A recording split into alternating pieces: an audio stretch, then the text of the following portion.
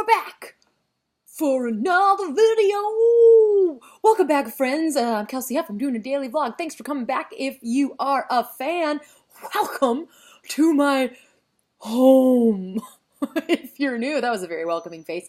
I got a question from you lovely internet weirdos that I super love out there about social media and creativity, specifically social media and comedy. And so let's talk about it. Some pros and cons of social media in the world of your creative process. So again, for those of you who are new, I'm a stand-up comedian here in Chicago, and I teach and I do storytelling and I do voiceover stuff. So that's where I'm coming from, but I'm pretty sure that this can sort of cross all creative fields. And if not, let me know in the comments below. I don't know why I turned into Roger Rabbit, but that was you guys, I also do impressions. I just found out right now. So, pros and cons of social media. Enough rambling. I do that a lot. Let's get to it. So, some pros with social media that I have found in my creative life. Super cheap form of advertisement, which is awesome, especially people who don't have a ton of a budget or are doing like projects on their own. It's a great way to get the word out there in a super cheap way. Awesome. Great for networking. I have met so many comedians, not only in Chicago, but in different states, internationally, because of social media. I've been able to do festivals and other gigs because of Facebook and Twitter and Instagram and Snapchat a little bit as well. So all that is super fantastic. The networking element is great. I've also got in touch with a lot of bookers, so not just like peers, but for jobs because of social media, which is fantastic. So that is a great resource and a great tool. And I also think just even like communicating, you know, and able to like see somebody at a show and then tag them in a photo and be like, hey, that was a great job, and I really like what you're doing, and you kind of inspire, you make friends, and just communicating, like not only like giving congrats on shows, but communicating what's happening in your other world of creativity. I also love like specific groups. So there's like a lot of women in comedy groups. There's a lot of like state specific, or like I'm in a Toronto comedy group.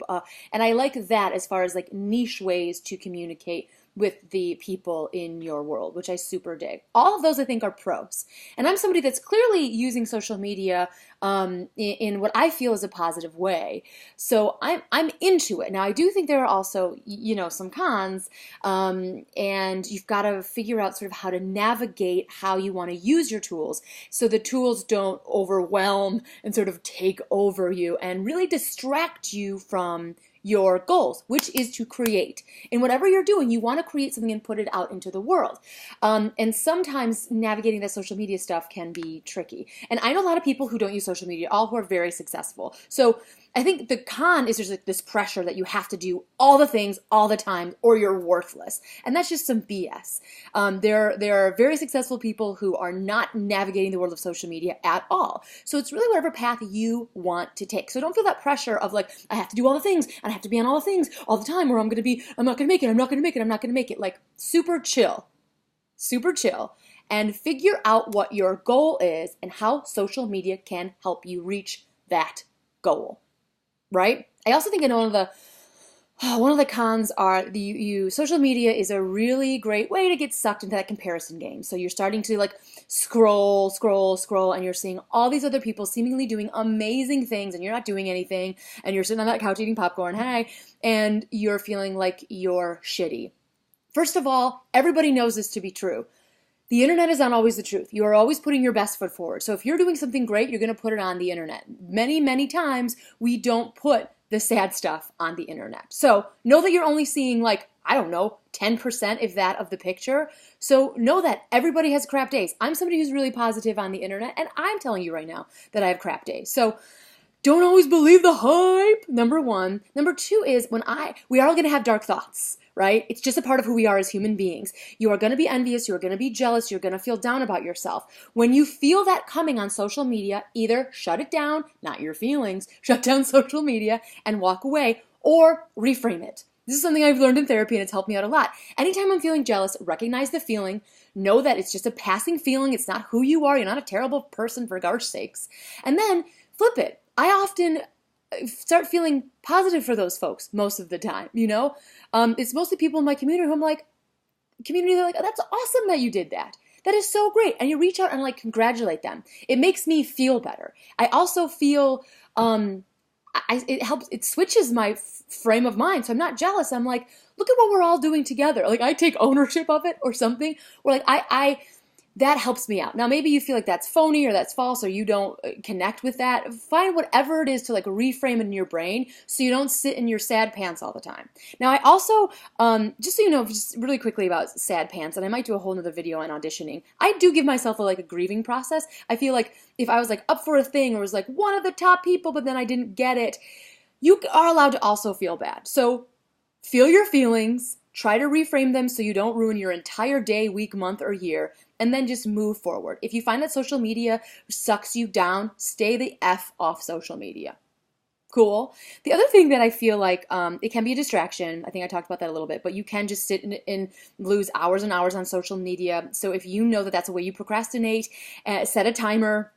You know, get an app or get some software that shuts it down on your computer so that you can't even do it.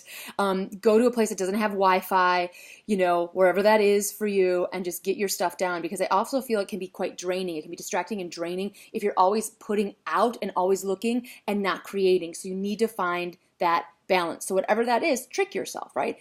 The other thing I want to mention too is social media. A lot of times, especially in comedy, people kind of use it as their ranting, venting page.